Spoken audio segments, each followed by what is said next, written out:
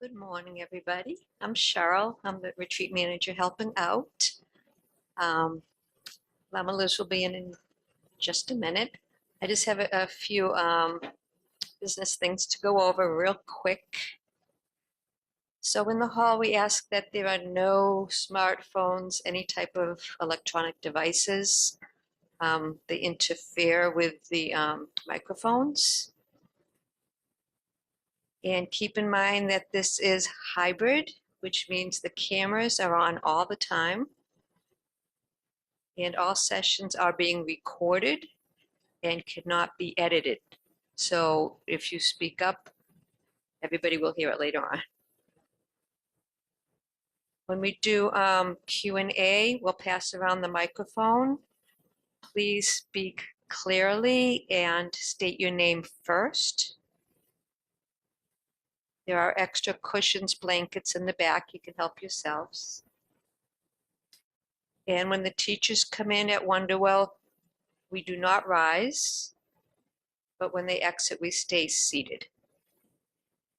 And just one request at the very end, if anybody has time, if they could just hang back and help us put away the chairs and things. All right, thank you.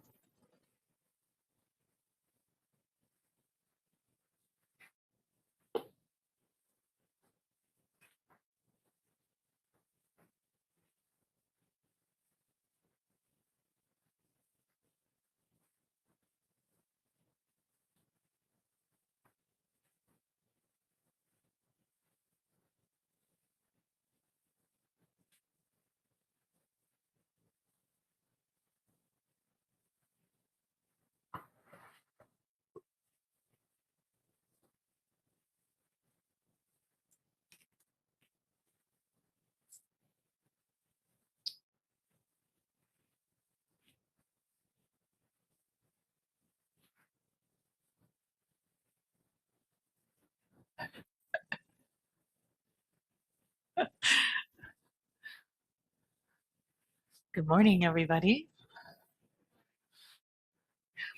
Welcome to Dharma Sunday at Wonderwell. And is that too loud, do you think? It's a little echoey, but you can hear. So, okay, just if it gets too much, then. Can you guys all hear me online? Yes. Some of you need it loud, okay? Yep, is that okay? Okay, wonderful. So welcome. Welcome to Dharma Sunday. I haven't seen this many people in the room at once in a long time. And at Wonderwell, it's really wonderful. So, a beautiful fall day. And for those of you who are new to Wonderwell, we do a Dharma Sunday every week, actually. But usually we try once a month to have what we call a hybrid Dharma Sunday, which means in person and online. And the other Sundays of the month are usually just online. But if you aren't aware of that, then you're welcome to come anytime, any Sunday, in person or online. And the format for the morning is that we'll start with some practice together until around 10:45, and we'll take a 15-minute break and then come back, and I'll share some thoughts with you and try to leave time for conversation. And then there'll be for those of you at Wonderwell, we have a potluck lunch. So even if you didn't bring anything, you are absolutely 100% welcome to stay. There's always plenty. And say hello, get to know people. It's a great time just to connect and continue our cultivation of community, which is so much what we need today. You know, communities. I think I'm awake. Communities of care, and of finding others who are interested in awakening in the same way that we are. So please stay if you can. And everyone at home, you will miss you.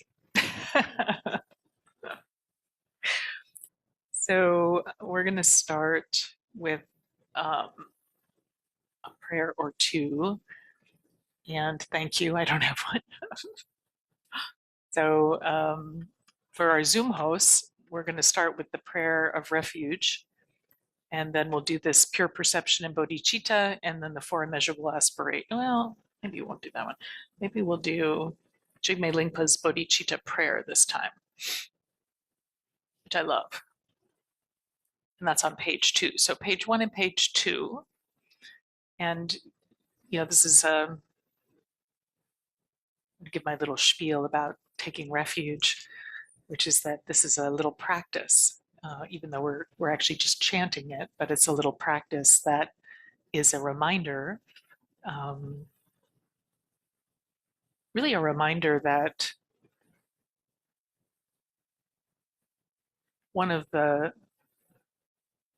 one thing we can do in this particular time to cultivate a place of ease and simplicity and care in our lives is to cultivate sources of refuge. And refuge meaning just a place of beingness where we can relax and feel held and have a little bit of a sense of sanctuary from the challenges that we're all facing. And so when you take refuge in this way, it's, the traditional formulation is to take refuge in the Buddha, the Dharma, and the Sangha. And really all of that is a kind of constellation of interconnectedness. So we're taking refuge in our awakened essence, which is in this case represented by the Buddha, somebody who actualized that recognition, that realization, or reawoke that memory of who he really was, which is something that we're doing on our path. And then in the Dharma, which is really the flow of wisdom and compassion that is always surrounding us, both from the teachings of wise beings who have come before us, but also from the manifestations of the world around us. So the Dharma of the rain, the Dharma of the leaves falling, the Dharma of the cold air. We're always in this field of communication. And so taking refuge in the Dharma is remembering that that is also holding us if we remember to open our hearts and our awareness to notice that those communications are constantly happening. And then taking refuge in the Sangha is what I just described. It's really taking refuge in the field of interconnectedness that involves all of us humans, but also involves the more than human world, that we are in communion and in connection with all beings, with the whole living world, including the trees, which from that perspective are sentient. Responding to a note that came to me from Brianne earlier today. So taking refuge then is really a way of just positioning ourselves in a place of sanctuary and ease and simplicity. So we'll take refuge, and then there's this little chant, pure perception and bodhicitta, which is really a acknowledgement to oneself that we are in the process of reminding ourselves of remembering who we really are, that we are already awakened. We've just sort of forgotten that critical fact. And then this prayer, bodhicitta prayer by Jigme Lingpa on page 2 is, it's actually this, we could do the whole Dharma Sunday just on this one prayer, but I'm just going to say briefly, it's a acknowledgement of confusion and the way that we forget over and over again who we really are. And it's an aspiration to return to waking up back into the truth of our essence, our Buddha nature, our awakened essence. And that when we do that, we release the energy of our being as a stream of compassion and love into the world. So it's a gorgeous little prayer. We'll do that too. And the first, obviously, the first words in that first prayer are Tibetan. So there's a little tune that goes with that. And then we'll do the English. Sanjay Chudang Sochi Chonam La Changche Pardu Dani Chapsuchi Daki Jinso Jipe Sonam Chi Drola Penchir Sanjay Druparsho. In Buddha, Dharma, and Sangha, we go for refuge until enlightened. By the power of generosity and the other perfections, may we realize Buddhahood for the benefit of all. I and all beings are primordially Buddha. Knowing this to be true, I am aligned with supreme enlightened mind. I don't know if we have this one as a slide, so if we don't, everybody, I'm sorry. Oh no, maybe, yeah, we do. Yay, okay. Ho, mesmerized by the sheer variety of perceptions, which are like illusory reflections of the moon in water, beings wander endlessly astray in samsara's vicious cycle. In order that all may find comfort and ease in the luminosity and all-pervading space of the true nature of their minds, I unleash the immeasurable love, compassion, joy, and equanimity of awakened mind, the heart of bodhicitta.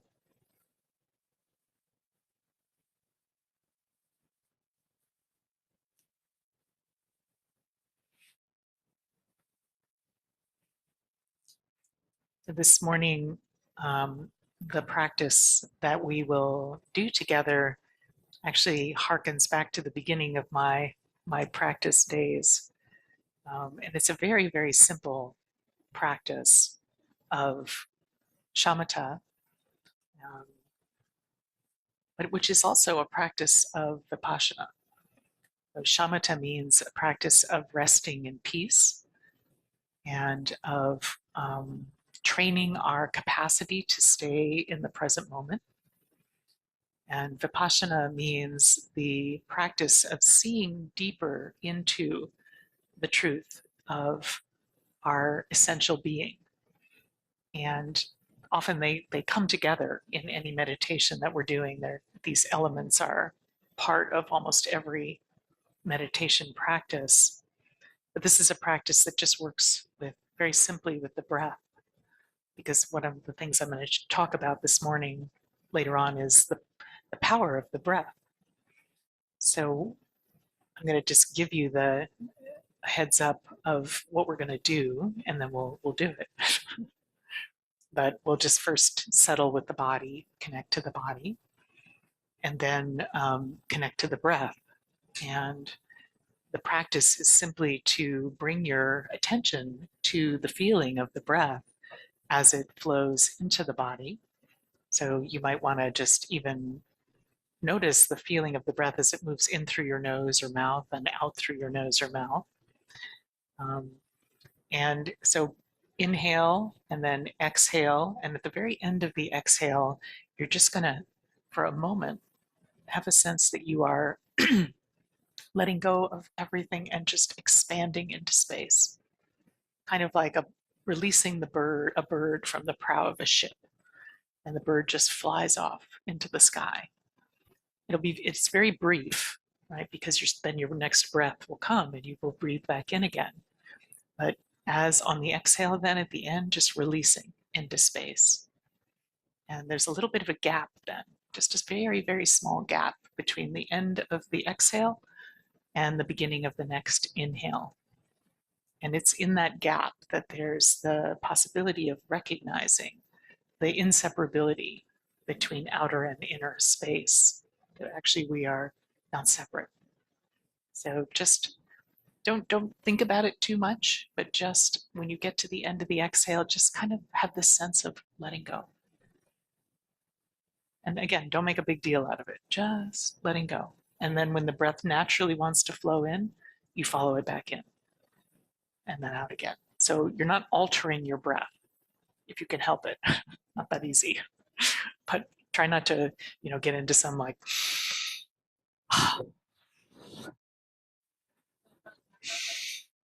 okay, just try to stay with the natural rhythm of your own breath, because it's just a very brief moment of just like, boop, let go, and then flow back in again. Okay, very simple, and not necessarily easy, but simple. So we'll start with just, again, allowing your body to settle into a comfortable position of some sort. If you need to stand, you can stand or lie down. And we'll begin actually with eyes open for this practice. So you want your spine to be upright, but relaxed. And your your eyes are open, and you can rest your gaze either straight out in front of you in the space in front of you, or you can rest your gaze on the floor in front of you, a few foot or two in front of you. And the key thing about the gaze here is to keep your gaze very soft and even unfocused, because you're not staring or fixing your gaze on any object. You're just opening your eyes enough to let in some light, some color. If there's movement that occurs in the field of vision, just allowing that to happen without narrowing in on it. So if you have glasses, you can take them off, because the temptation is to really focus on something. And remembering that, in a way, what you're doing is you're gazing out from the back of your head. So letting the eyes be very relaxed and soft.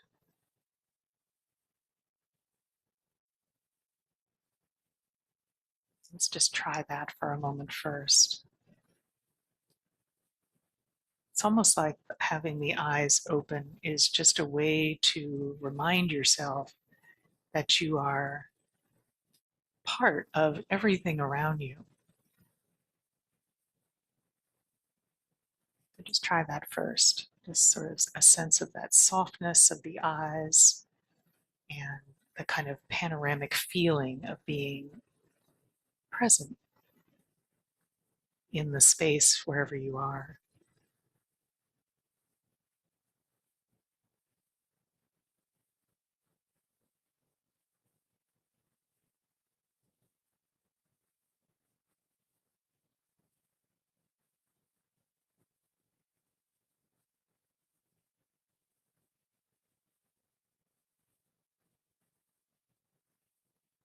It's really an encouragement for your awareness to be what is seeing here.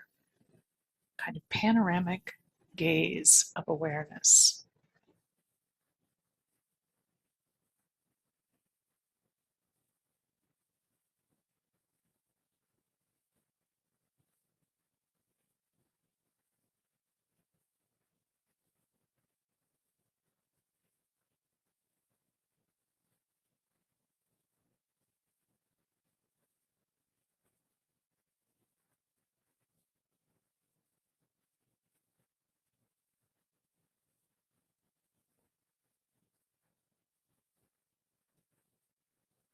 And at the same time, just noticing the groundedness and the weight of your body as you're sitting here.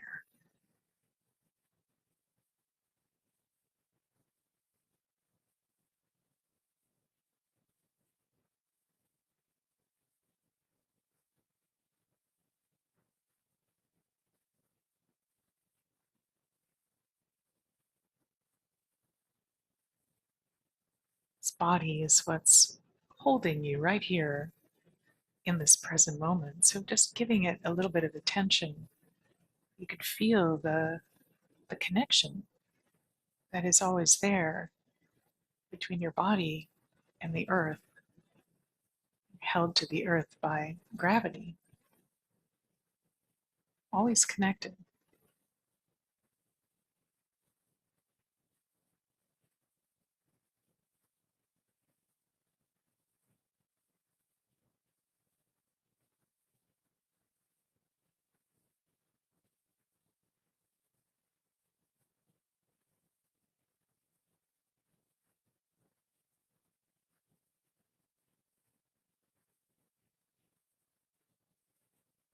So before you start bringing any attention to the breath, just take a few minutes to be a body that is open and aware and present.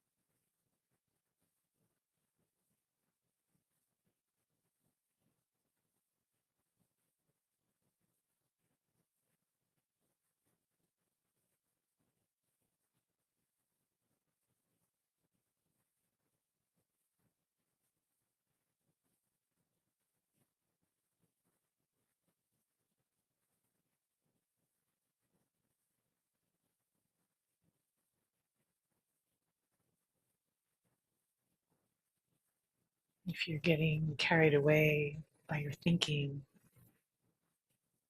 allow that sense of the body's groundedness, the sense of being openly aware from within the body, bring you back to this moment.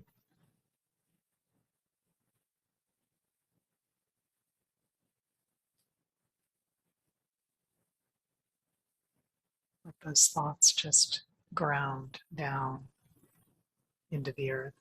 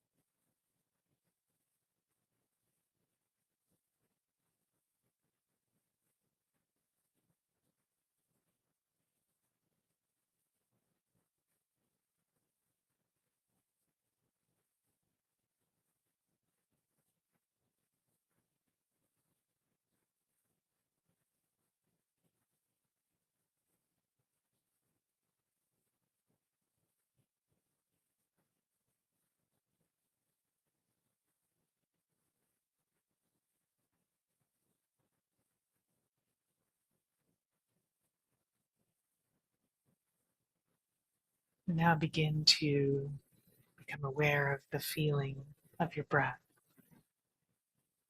just as it is. It could be fast or slow or deep or shallow, it doesn't matter. Just let your attention rest with the feeling of the breath as it flows into the body and as it flows out of the body.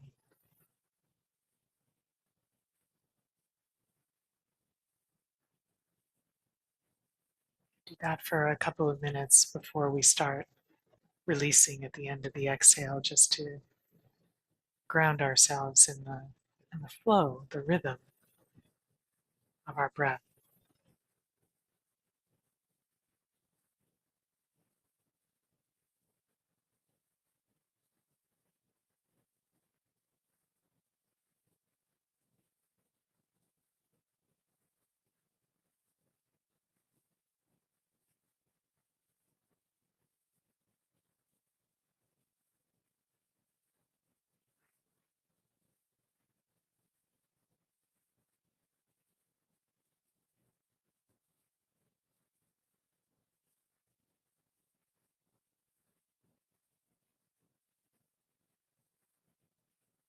And remember that your breath doesn't need any help from you.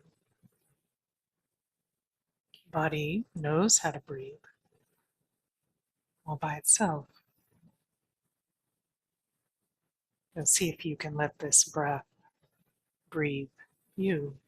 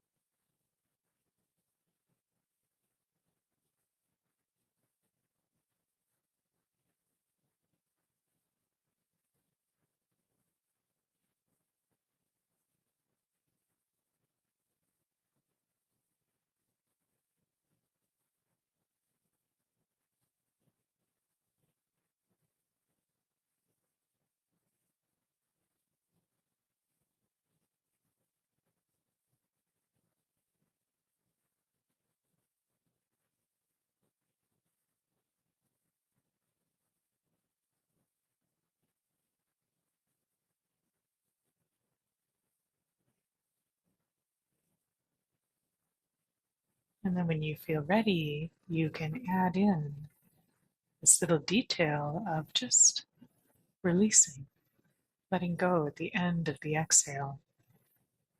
Very brief little moment of setting yourself free into the space.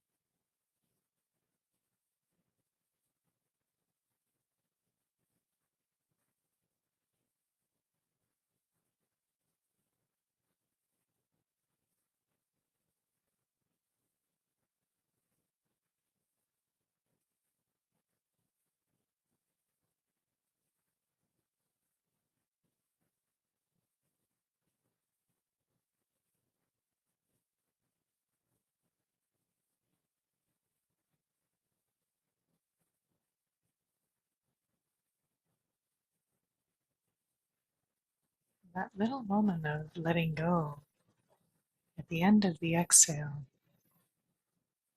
it's a little moment of releasing all effort, all striving, all fabrication, letting go of thinking, just opening, releasing, relaxing.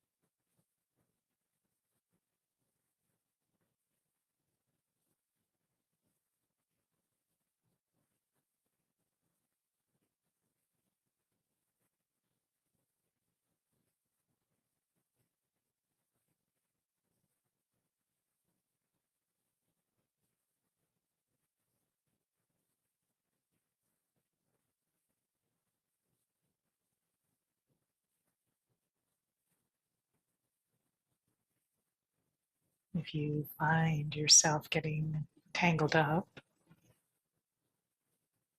you can drop it all and just come back to the body, come back to the gaze, and then when you're ready, start again.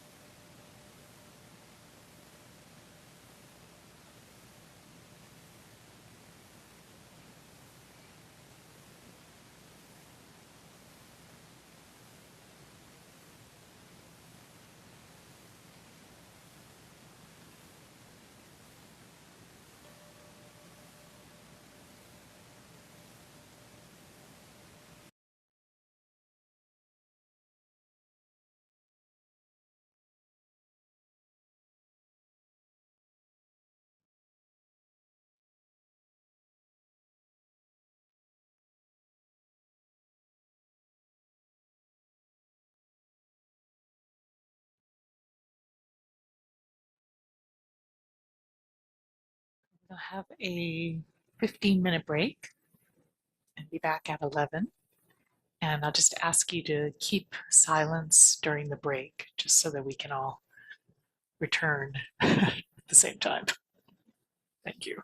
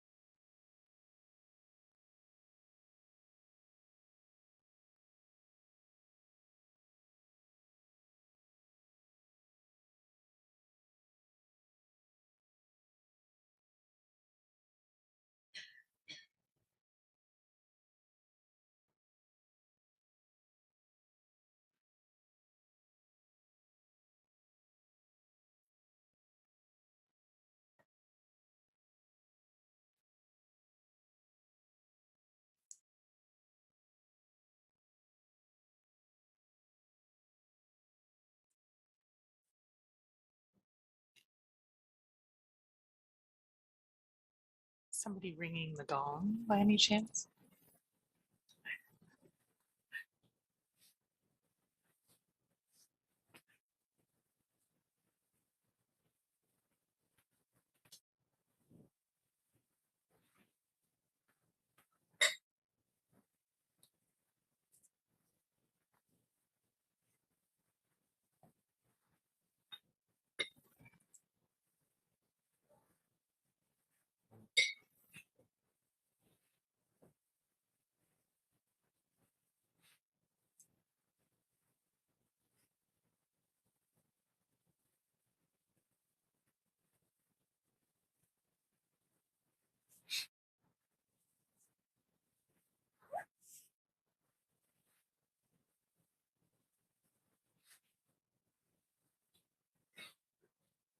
I can't tell if a whole bunch of people just went home or everyone's still outside. It's like the room is empty. I'm just going to wait another minute here.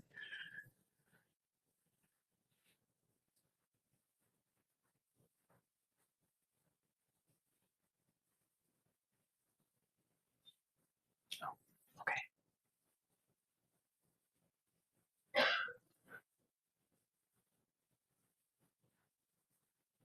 What was that?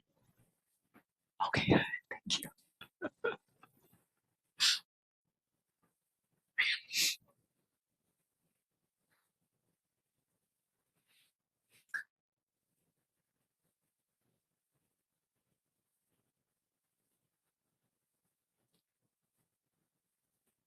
So this morning, I'm going to continue a series of presentations that I've been giving over the last couple months that I've been calling forest teachings. And they're a way of, I hope, sharing some thoughts about what it would mean to return to full awareness of our interconnectedness, our inseparability from the living world as a source of healing, as a source of remembering, for remembering who we really are and why we're here. Um, there's this notion that we are always in relationship with the living world. We're in relationship with ourselves internally, and we're in relationship with all living beings. But we've been conditioned really to tune that out on some level, to stay contracted into a sense of personal self. And for such a long time that it's become a habit, a very strong habit. And but in an effort to consider sources for how we might turn back into our world with a new perspective, which hopefully could give rise to other ways of being and acting besides those that we are seeing unfolding all around us, operating out of a different kind of paradigm. And these are just some of the ways I've been thinking into that. And I mentioned this for those of you who've been here for the weekend. We were talking on Friday evening about getting outside the box of our habitual thought-based movement through the world. That so much of how we respond to our world is coming out of the same paradigm that the problems we're facing have arisen from. And what if we could operate from a different perspective? So that's where this notion of these forest teachings arose from. And part of that is also beginning to recognize that the Dharma, the truth of how things actually are, the word Dharma means truth.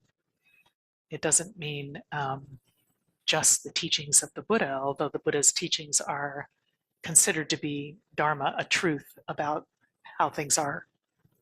That was one framework for understanding and exploring the truth of how things are. But there's a vaster Dharma, actually, that is um, the Dharma of the living world, the Dharma of aging, the Dharma of illness, the Dharma of death, the Dharma of our life unfolding in all of the variety of ways that it unfolds. And the true Dharma isn't really found in books or texts, but it's found in our lived experience of this life, and it's found in the rivers and the trees and the lightning and the rain.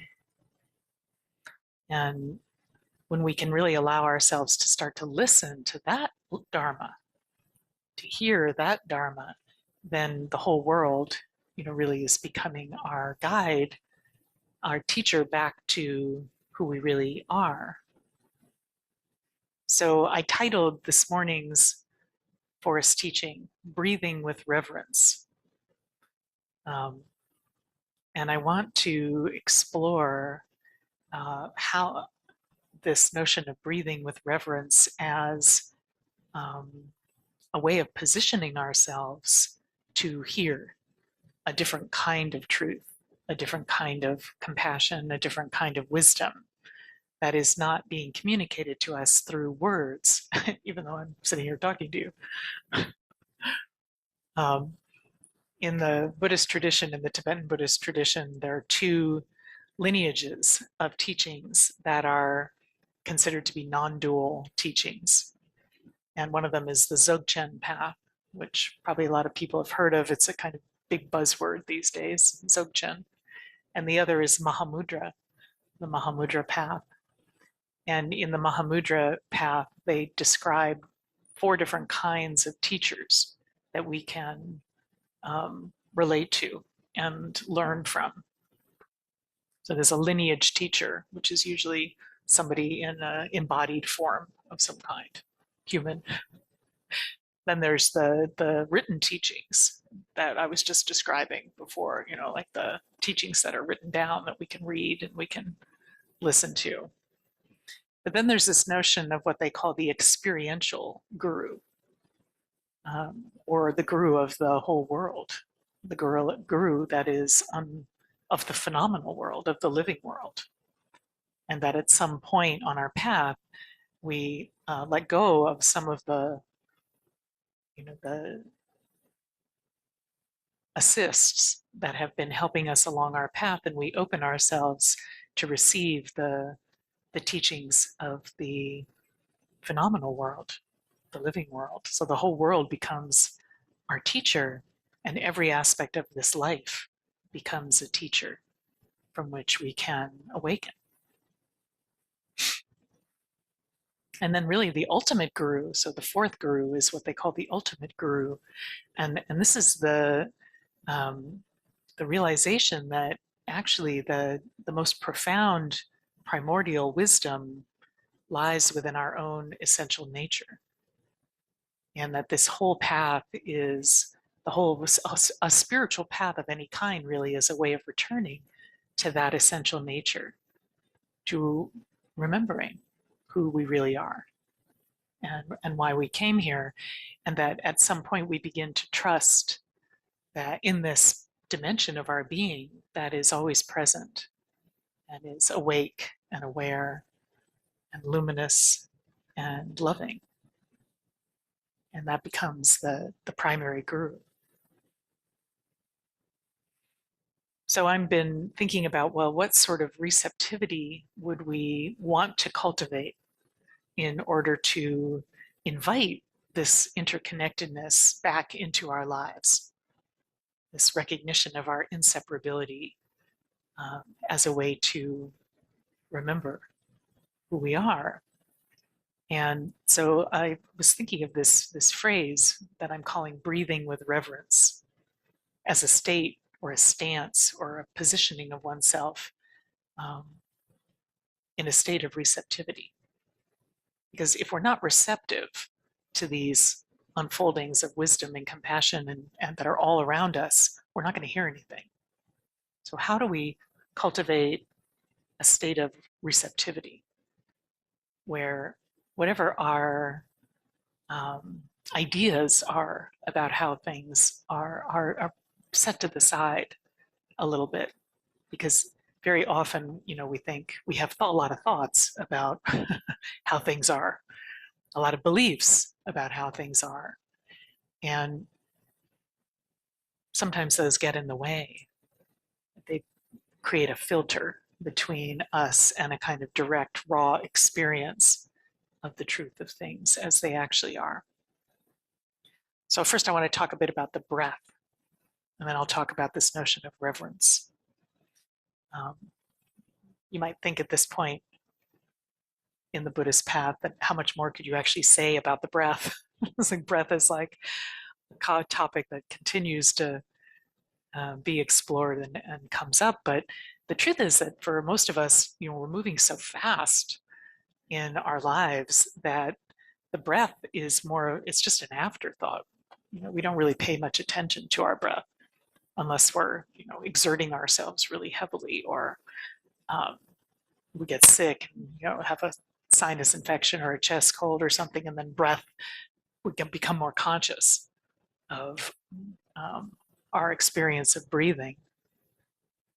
But in many ways, the breath has become sort of like a background function of really, even you could say, in the service of our productivity, right? That it's what fuels us to move along through this life, and that in so many ways we're being instructed in our culture to master something, to measure something, to manipulate something, whether it's our body or it's our environment or it's our job or it's our relationships or it's our time or it's our breath.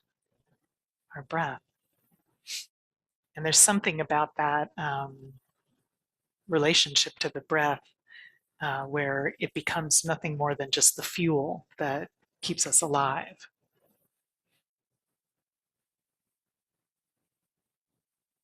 So it's a sort of result of having inherited this view of the world that is treating mind and matter and self and other and spirit and nature as fundamentally separate, right? And the consequences of that are pretty obvious all around us. The collapse of our climate, the loneliness that so many people are experiencing, the mental and emotional exhaustion and fear that we're all tuned into by virtue of just being here on this planet.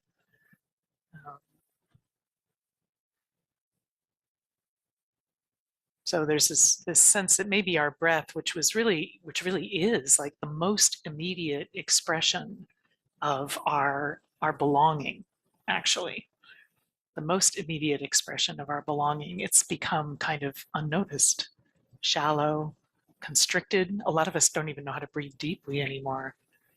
I know I don't. I mean, I sit down sometimes or I come into a breath work session. Recently, I've been sort of curious about breath work. And it's like, wow, my breath is kind of like from here up. A deep breath is like, whoa, a whole different thing. And it's sort of a mirror, I think, this relationship to the breath that's so instrumental in a way, is an illustration in a sense of, or maybe a way of mirroring this culture that has forgotten how to really listen.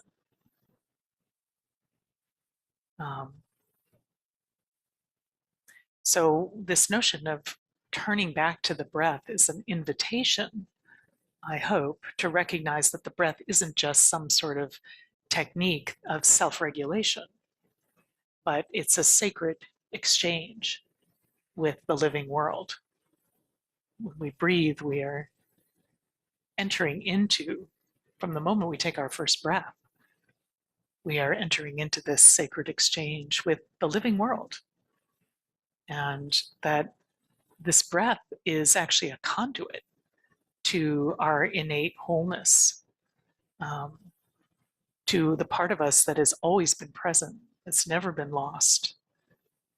You know, this natural state that I'm talking about, this nature of who we really are, our vastness and our wakefulness, our alertness, our luminosity, and our lovingness, our compassion. The breath is a conduit back to that, and that little practice that we did this morning is a way of playing with that. That when you let go at the end of the exhale, you're releasing into the space of everything else. And the breath is one of the most powerful ways of reminding ourselves that there is no real separation between outer and inner space, outer and inner air. When I was first meditating, we would have month-long practice sessions called datans, where that practice was what we did every single day, all day long, from 7 in the morning until 9 at night. And there'd be one talk in the evening, and the rest of the day, that all day long. You get exquisitely bored, but it's very powerful, actually. And I was so inspired by, after I did a few of those, that I did a 6-week solo retreat up in the mountains where I just did that every day. And it was one of the most profound retreats I ever did. So simple, but quite amazing. So, you know, breath really is, it is, we can't deny, it's the most basic aspect of our lives. Without breath, we would not be here. It's key to our survival. You know, and our breath is always, but what we don't notice at a certain point is that actually our breath is always in harmony with, on some level, with the rhythms of the earth, the movements of the earth, the breath of the earth. And in the same way that we feel our own breath, we can feel the breath of the world. We can feel the wind on our skin and the air moving across our bodies. So the world it's breathing alongside us, and it's inviting us into this sacred relationship, living relationship. And then in the Buddhist tradition, I want to just explore a little bit the role of the breath in Buddhism, since this is a Buddhist center. I'm supposed to keep talking about that somehow. Find myself floating off into other sort of forms of Dharma, but in the Buddhist tradition, right, the breath is not just understood as a bodily function, although of course it is that, but it's a method that we use to soften the efforting, the energy that we put into striving to make something happen, to wake up, to transcend our suffering, to concentrate our minds. If used properly in meditation, it's a method that helps to soften that focus, that striving mentality that we tend to come to our practice with. We don't tend to leave that out back at home when we start, or in the other room when we start practicing. And it's an encouragement to relax into simply being, just being as we are, moment to moment. And when we learn slowly to consciously relax with the breath, to start to let the breath breathe us. If you've ever had that moment happen in your practice where you realize that you were no longer having to pay attention specifically to the breath, but that the body was just breathing you.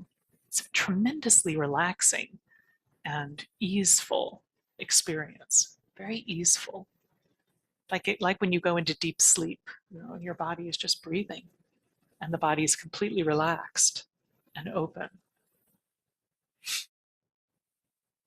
So if we practice relaxing with the breath, it can start to open us into this sort of boundless space of presence where everything is arising together all the time, arising in a kind of spontaneous harmony. So the breath is an invitation. When you work with the breath in meditation, it's an invitation to return to what is already whole, what has never been separated, the part of us that has never been separated. And not through striving, right? Not through efforting, but through attunement, through just a slight, like like your whole system is a tuning fork, and you're attuning back into your own wholeness that is inseparable from everything else.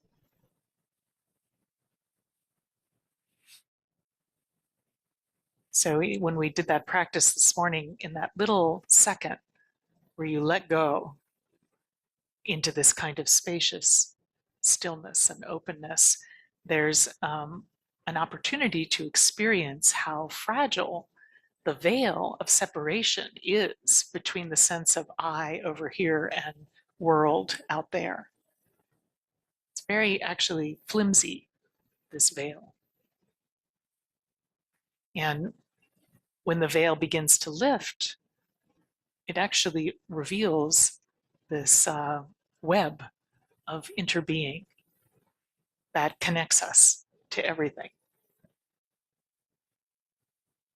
So we're using the breath then as a vehicle, as a method, or a technique. I kind of like vehicle because it's carrying us into open awareness, into our own open awareness, which is a way of returning to who we really are and remembering that.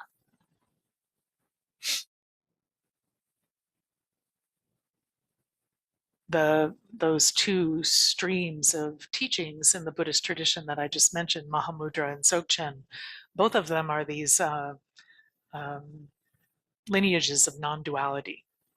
So they're encouragements and instructions and practices in how to return to a non-dual place, a place of inseparability, a place of innate wholeness. And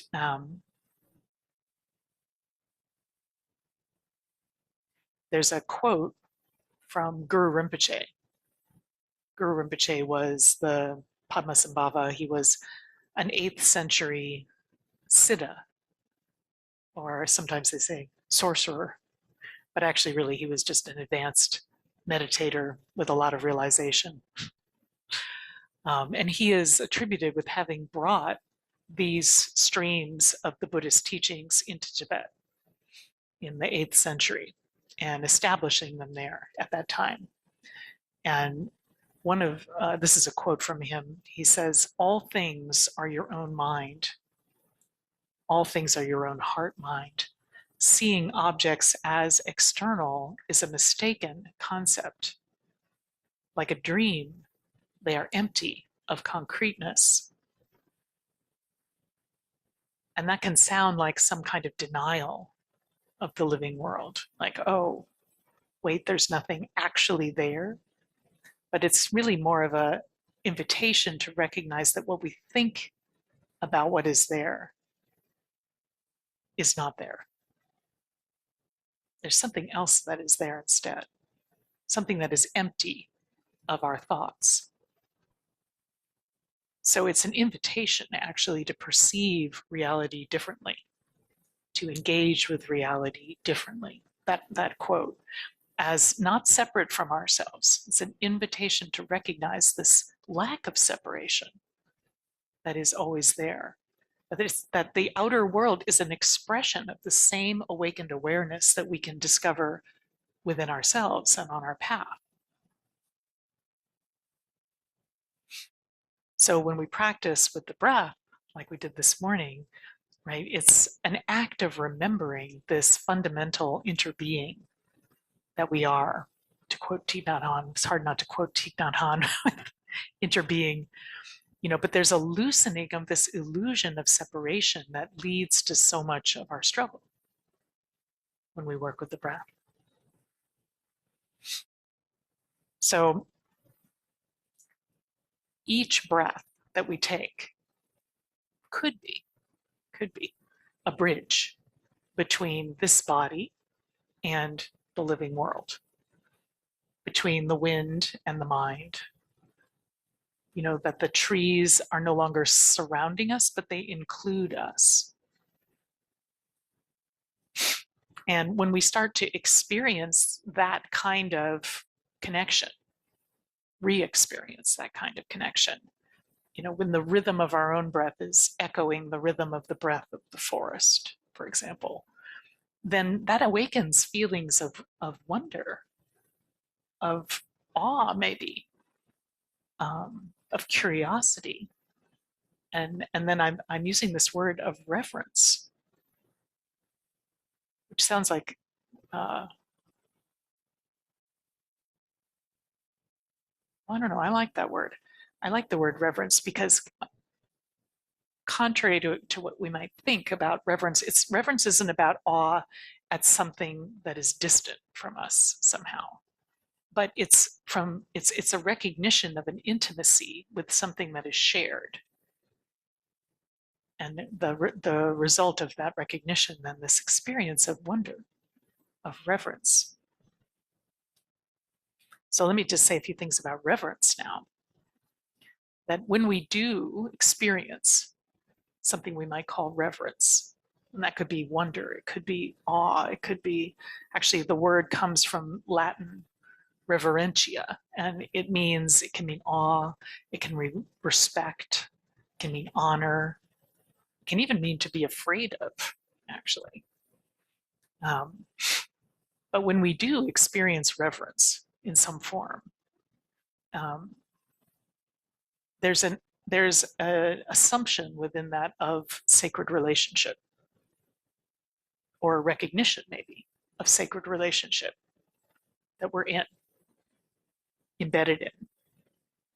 And when we position ourselves within that state of awe or wonder or reverence, we are opening ourselves to be receptive to that relationship. So it's a state of receptivity that is very powerful for transforming how we are in the world. You know, we think a lot of times that transformation is going to just be something that comes to us, but actually we have to generate from within ourselves a condition of openness or receptivity to that transformation, or it can't happen. You know, it's like the classic example of the pot that's turned upside down. It won't receive any liquid into it because it's not receptive to receiving what's coming. So when we bring this experience of reverence or wonder, even to how we approach ourselves, and our environments, of course, but then we're starting to open up that capacity. We all have that capacity. I'm sure every person in here could come up with a time when you experienced a sense of awe and wonder and reverence in some form, in some way, in some place, in some situation. And I think that when we cultivate our capacity to experience reverence or wonder, it's a way of, you know, re-enchanting ourselves with the living world. And I think that's something we need to do. You know, we live on this planet where plants can transform light into nutrients and oxygen, you know, where snakes rebirth themselves by shedding their skins, where the trees are talking to each other. There's all kinds of scientific studies that show that now. Where bats see by sound waves. And, you know, these amazing phenomena. And, you know, just because science has kind of explained them in a number of ways doesn't mean they're any less mysterious and wondrous. So I think, you know, in order to devote ourselves back to this planet, that we have to start by returning ourselves to a sense of wonder in our world. Because the more enchanting we find the world, the more we're going to remember how deeply interwoven and inseparable we are from it. the more we can hear what it has to share with us.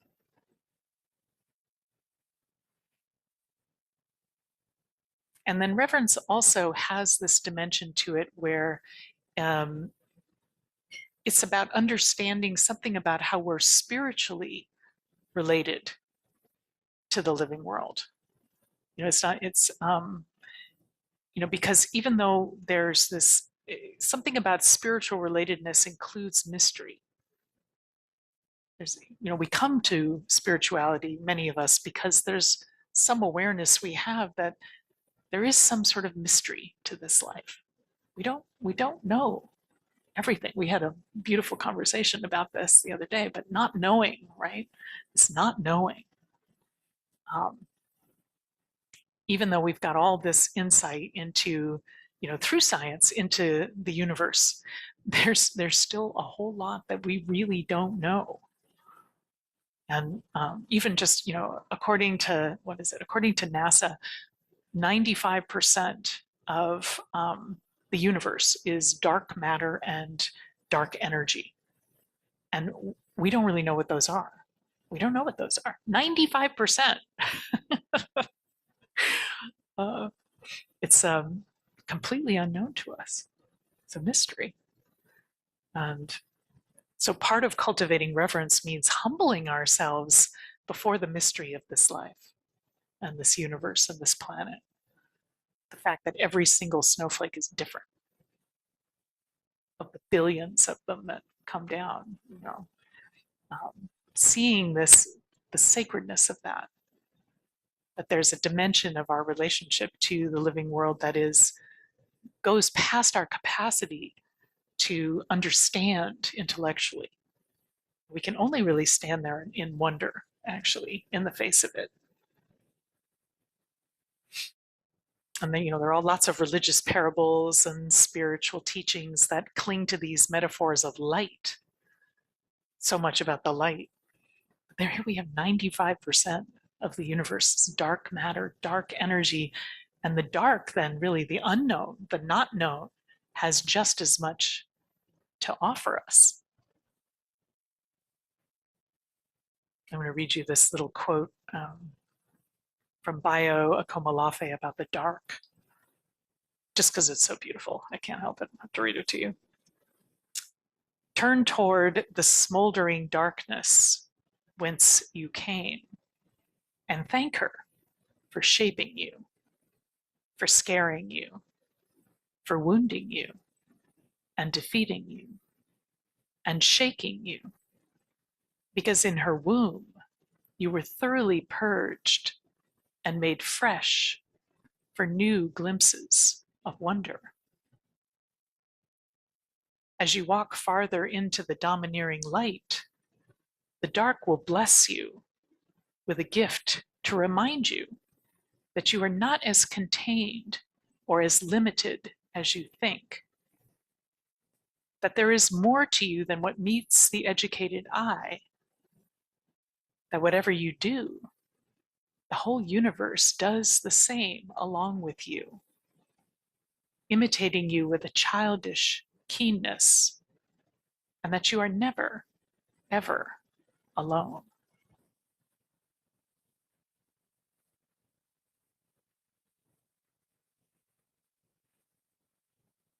So inviting this mystery into our field of experience and allowing ourselves to be humbled by the fact that we don't and can't ever really know much, actually. I'd say everything, but that's maybe pushing it. So that the notion of reverence includes not only awe and wonder, but it includes a kind of humility, humbling ourselves, being willing to bow down to something that's so much bigger than we are. And again, this is all in the service of cultivating this receptivity. Right? If we don't have humility, how can we possibly be receptive? If we think we know it all, we've got it all under control, there's no space for wonder or awe or opening ourselves to other forms of insight, other kinds of communication. in the Zen tradition, there's this phrase that not knowing is most intimate. And in that space where we acknowledge that we don't know everything, and maybe we don't know much of anything, that we can really feel into ourselves, we can feel into others, we can feel into the living world from a much fresher and newer and a more spontaneous place. And in this Dzogchen tradition, there's a word for this kind of newness and freshness that comes from the state of not knowing. And the Tibetan word is jenewa, jenewa, sort of meant to be onomatopoetic, poetic. God, I can't say that word. Poetic. In other words, there's something about the word that has a sound that is meant to elicit the same feeling, which is this feeling of being naked and pristine and fresh. And whether it works or not, jenewa. I like saying it though, jenewa. It's a state of being that is free from the conditioning mind, thinking mind, and is present in this moment of freshness and newness in every moment.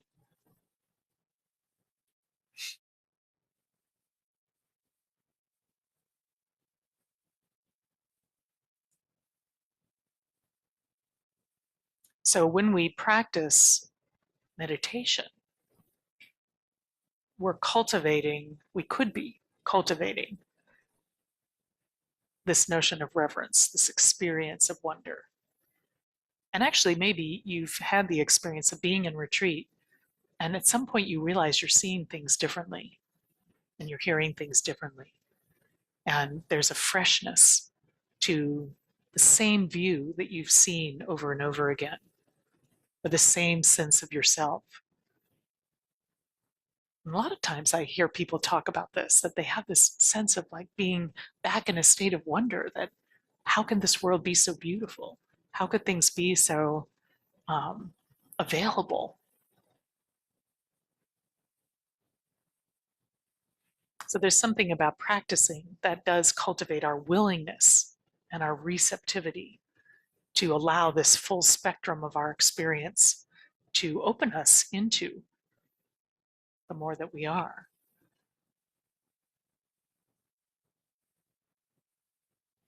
And then finally, I'll just say something about the sense of, when we deepen our sense of reverence for the living world, we start to know this word by a different name. And that name is love. So reverence is our one way to return to a deep love.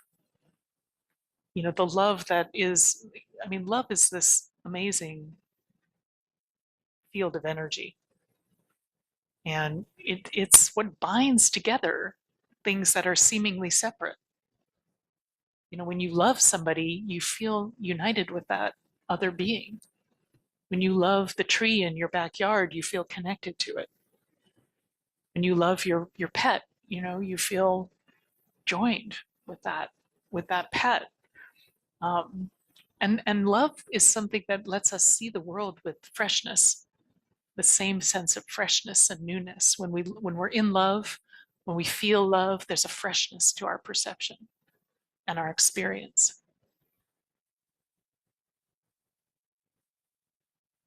So there's something about repairing our seemingly separated relationship with the world that is also requiring us to relearn how to love it, to really love it. And that includes, obviously, having to love ourselves, learning to love ourselves, and each other, and all of the species that we are surrounded by. So this little talk is basically just an invitation to notice that there are these moments, even if they're very brief, even if they're almost imperceptible, but these moments when our breath is reconnecting us. In fact, it's always doing that. But when it's, that the inhale is not just about oxygen and the exhale is not just about carbon dioxide, but they are a process of remembering. Our breath is a way of remembering. And, I feel like that sometimes when I'm out hiking by myself or I'm dancing in particular, that the breath starts to move my body in a way that I don't have to really pay attention to. And the feeling of the breath when you're moving in movement is, one way also to connect to that sense of being immersed in your environment, inseparable from it.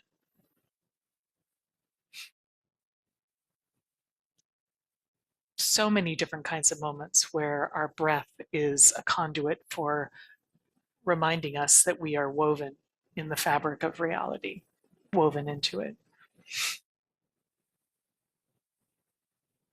So you could say that really our practice is to begin to recognize that the breath is not some sort of tool that we have to master on the path, but actually it's a doorway, right? It's a portal, it's an opening into the natural state, into who we really are. And when we really breathe with reverence, then we can feel the world breathing back, breathing together. And it allows us to touch into this sacredness that is part of our every moment, part of our every experience. So each inhale could be a prayer, and each exhale a release into this vast, unfolding mystery of the living world. So maybe, if you want to, you could think about how the rise and fall of the breath is actually an invitation to remember who you really are, that you're not separate, that you are interwoven, that you're being breathed and held by this world all the time.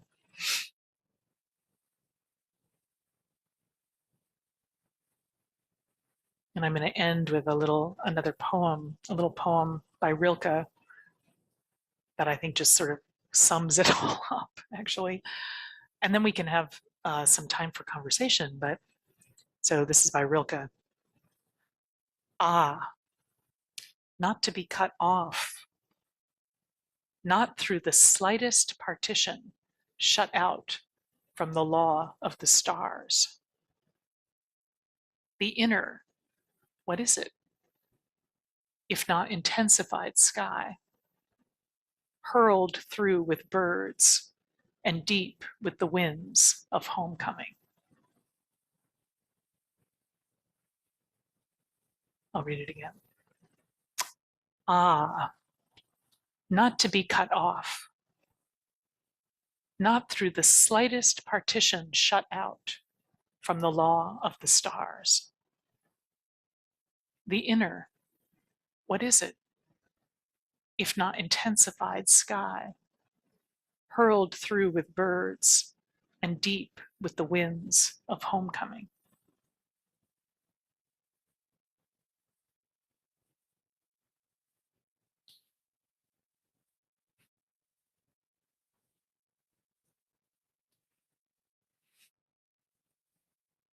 So we have about a little over 15 minutes, and I'd love to know if anyone had any questions or comments, and we can go back and forth between our Zoom folks and people here. Anyone want to share something? And I think, I'm not sure who the Zoom host is this morning, but maybe if you can, we have to unmute folks on Zoom too. I see Tamara though. We'll start with Tamara here and then see if there's anyone online. Do you see Tamara Rhiannon? She's here. Thank you. My mind went to delivery room. When you have a delivery room, when you have either you are a mother or father or you are a clinician, and you notice that first breath of a child when it's being born. That's the reverence of the breathing, right? When you just, the life just kind of blooms up, and the baby is living and entering the world. Right. I think it's a perfect example of the definition you were showing. So Oh, yeah, thank you. that's gorgeous. Thank you so much. What a wonderful example. Is there anybody on Zoom?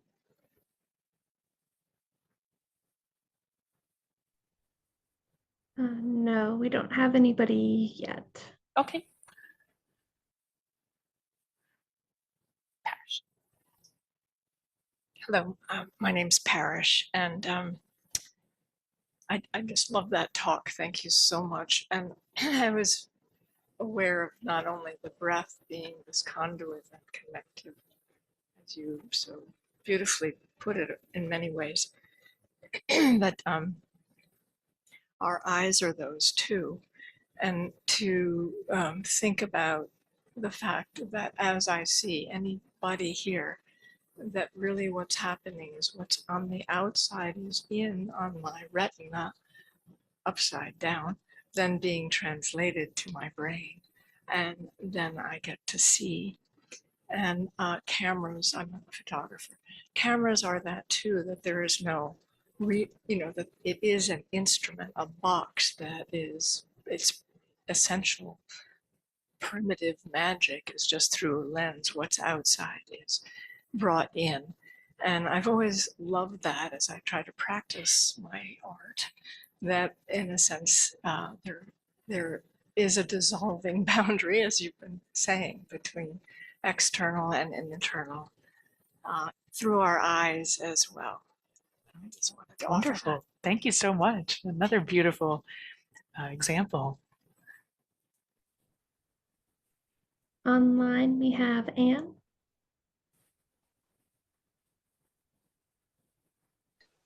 All right, am I here? You are. Thank you so much for this very profound insight into our relationship with the living earth. I really appreciate it, Lama Liz. Thank you. I just wanted to add to this reflection on wonder and awe that one of my favorite scientists, E.O. Wilson, he said that he thinks there are as many as 20 million life forms on this earth, and that we have named maybe 1 million of them. And out of that million, we have investigated maybe 100,000 of them. So actually, there's a lot of undiscovered life on this planet. And what you've been sharing with us reminds me of that in some kind of, practical way. There's a Right. lot of unknown, undiscovered life in this world. Millions and millions and millions of life forms that we don't know about yet. Right. Mhm. And to practice reception, reverence, as you said, is so inspiring. Thank you. I'm going to go out for a walk this morning by one of our lakes. It's raining, and I'm going to take that with me. Great. Wonderful. Thank you so much. Yeah. Thank you. The amount that we don't know compared to what we know. Yeah. Anyone else here? Yeah. Tamara. I'm the other Tamara in the room. Can you guys hear that okay? Can you hear the microphone? Can you hear me? I just wondered if we needed to turn it Okay. up a little bit. I was just saying I'm the other Tamara in the room. I loved what you taught today, and it brought back to mind something when I was first learning to meditate, and like you read in a book, did you sit down with your breath? And at the time I lived in a triple decker in Brighton, so that my porch was up on the level with the trees. And of course, that we breathe out oxygen, and we breathe in oxygen and out carbon dioxide, and the trees do the opposite. So I got it into my head, because I wasn't in the place where I could meditate without thinking, that's what was happening with me and the trees. And something happened that was really scary for me at that time, that became that sense of breathing with the trees blew me away. And I didn't know what that was at that time, but it was really powerful. And that, what you said today about reverence, that really sits, like that's what happened. It was this amazing experience of unity. Right. And to this day, it's like almost scary to try to enter into that relationship because it's so powerful, Right. you know. But I think it's probably a good practice. Yeah. Oh, thank you, Tamara. Yeah, and you're tuning into the etymology of the word that means to be afraid of. You know, that there's something that's so beyond the little self that we go, oh my goodness. Yeah, thank you. Is there Um, anybody on Zoom? Online, we have Chris. Good morning. Hello, darling. Hello, dear. All of you there at Wonderwell and all of you at home. I mean, well, especially when I had hoped to be at Wonderwell, but I have a cold, and so I stayed home to avoid sharing my germs with all of you. But Liz, I don't know what to say. This woman continues to amaze me. I'm married to her for 20 years. Your expressions, you're bringing forth, really, I mean, I was just really profoundly struck this morning. And I mean, the thing, you know, like many of you know, I've been going through a lot lately, a lot of panic attacks and anxiety and feeling out of control and wondering what's happening, and I had a lot of fear, but an incredible sense that there's something that's happening to me or through me, and I'm not doing it. Like this is what I want to express, that it's doing me. You know, the breath is breathing me. My emotional phenomena, my mental states. I'm not in control here. I mean, I have some level of, you know, being able to show up and be present for it and witness it and try to, but reverence, a sense that there really is something incredible happening on this planet right now. People are waking up. There is waking up happening, and this NDF community is a part of that, and we're all part of that. And it may feel really uncomfortable sometimes. It may be very challenging sometimes, but it's something that if we open to it, especially when it's difficult, it really has the potential to transform us and bring something beautiful. And thanks, darling. You're amazing. That's my husband. Thank you so much, dear. It's beautiful. Yeah. Sure. Yeah.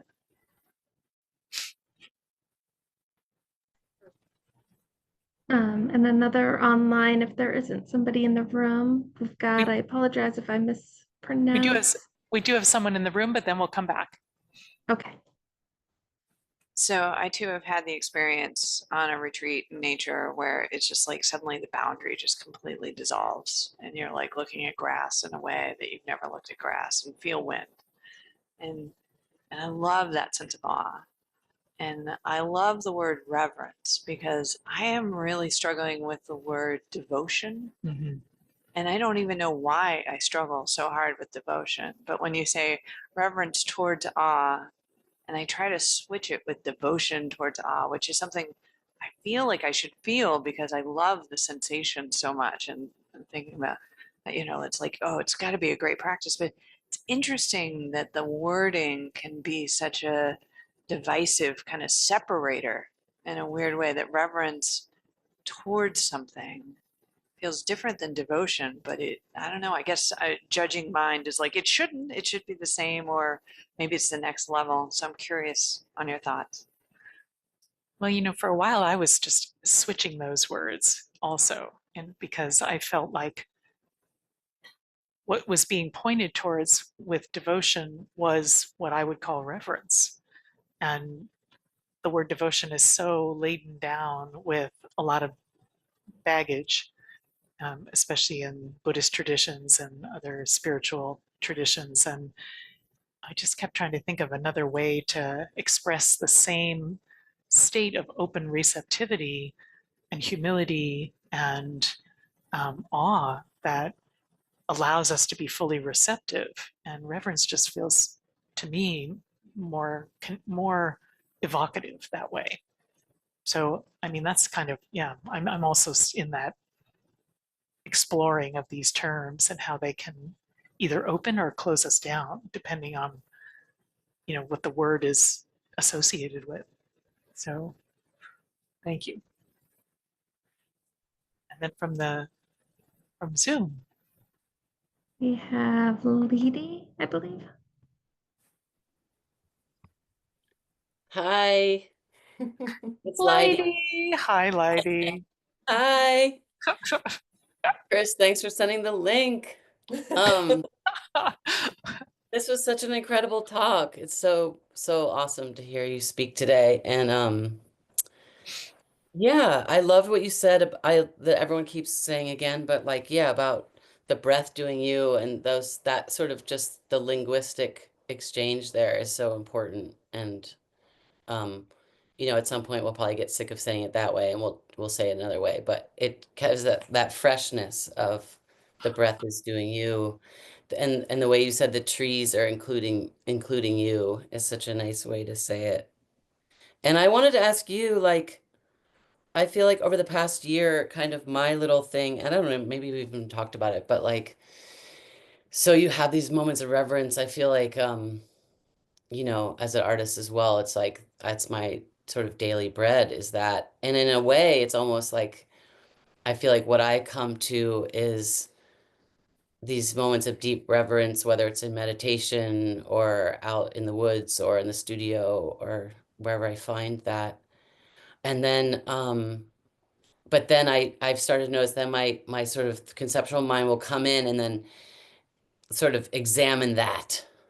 You know, it'll like, so I was curious, I wanted to hear you sort of speak about what you think about like these sort of deep moments of reverence, sort of feeling that, but then how almost like a crossfade back into the world that we of logic and the da da da and the communications with people and sort of, yeah, just Yeah. at a No, that's crossfade. great. That's a great question. It's true. Like we're, especially in a real moment of opening and awe and wonder, then all of a sudden the thinking mind just kind of jumps back in and wants to interpret and wants to kind of explore even more and wants to comment on our experience. This is just the, you know, the usual habit pattern of the mind, that we're used to that process. We have an experience and almost right away on the heels of it, we jump into categorizing, explaining, talking to ourselves about it. And I'm not sure that, you know, there's not a problem with that per se. I mean, in a way, it's what allows the expression of that experience in the world. And at the same time, I think we can cultivate a deeper capacity to stay in that state of openness and reverence. And maybe it's just a practice of reminding ourselves again and again to just reach that end of the out breath and let go. You know, just keep letting go. It's all about letting go of that mind that wants to continuously comment, generate, fabricate, interpret, etc. Just letting it go and trusting that if there's something of key importance, you know, like Lighty, you're a painter, and if what's going to come through you is a vision of some form that you're going to be able to capture, that's going to happen. And the more you or any of us returns to that openness, the more we're continuing to allow those fields of energy to inform how we express what we experience, whether it's through writing, it's through painting, it's through dancing, it's through conversation.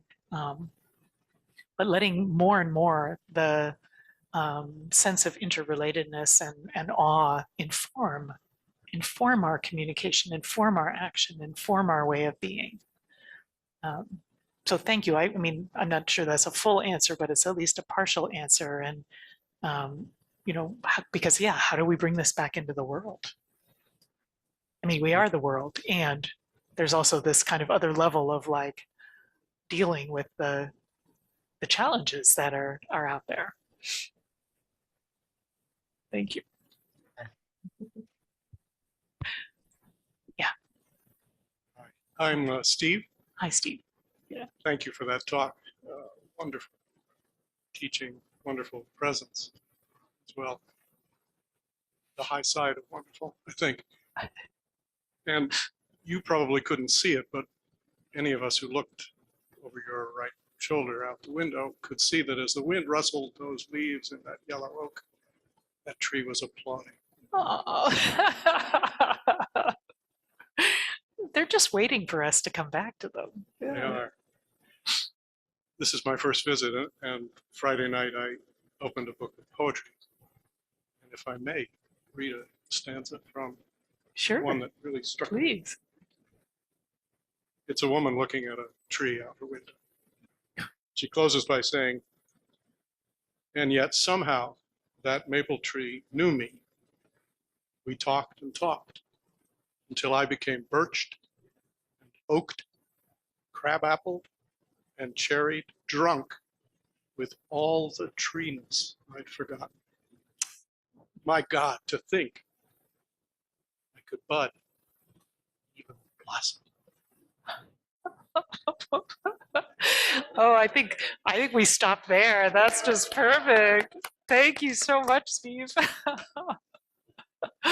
That's really great. Who wrote that?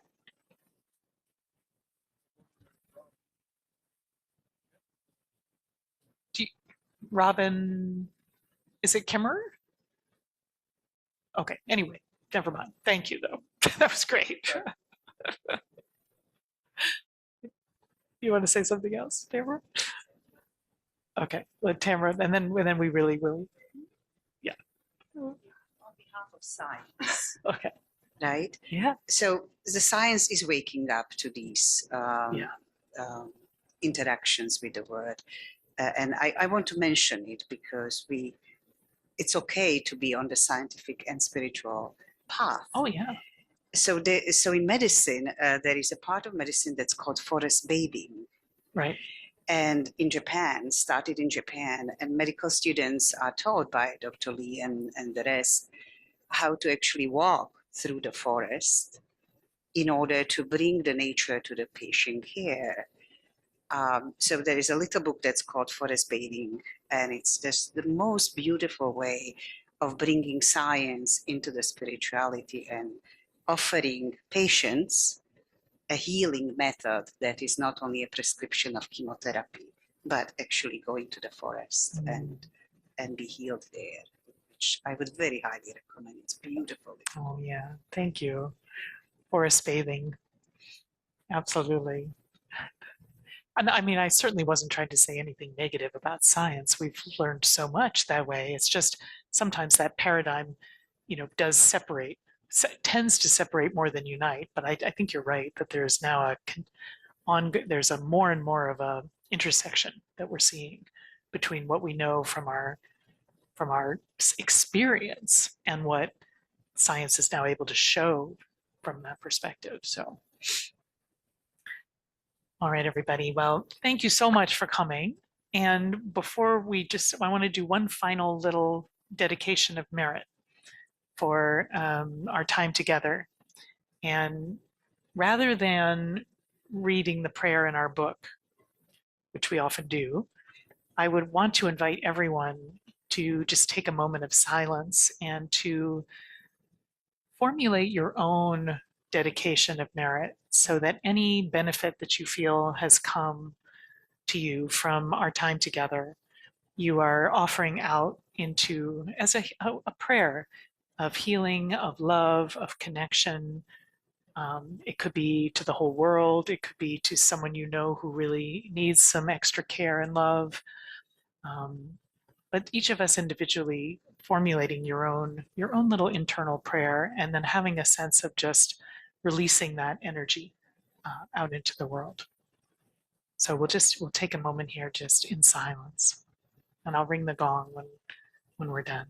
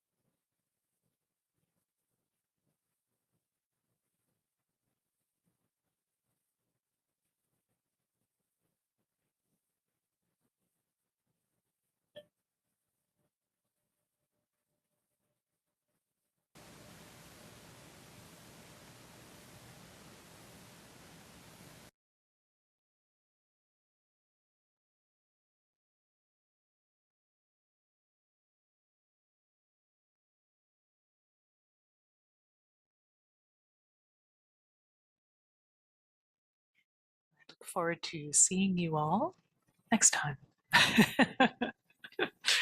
And please do stay for lunch if you can here. And everyone else, please enjoy the rest of your day. Everyone, if we could just stay seated for a moment and stay present on Zoom. We have a couple of announcements. Thank you.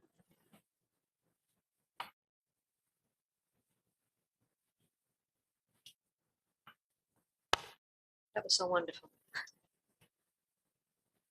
I'm going to talk for a minute about dana, which means generosity in Pali and Sanskrit. It's the first paramita or perfection. It's an ancient practice, traditional way to show gratitude, particularly to our teachers for the wisdom they've shared. So many ways to show generosity, your presence here or online, your work at yogi jobs, but now we're asking for your generosity expressed as a financial gift. Our ability to continue programming we offer to share the Dharma depends in large part on generosity. So please give as you feel moved and only if and as you're able. The amount you give is irrelevant. Your gift should be a source of joy, freely given from a sense of appreciation for the teachings and the work that we do. There's a number of ways that you can give. There is a dana box at the back of the hall where we can accept cash and checks payable to NDF, and there are envelopes provided. And there are slips of paper where you can designate how you would like your gift distributed, whether to the teachers, overall support for NDF, and people who've been here overnight.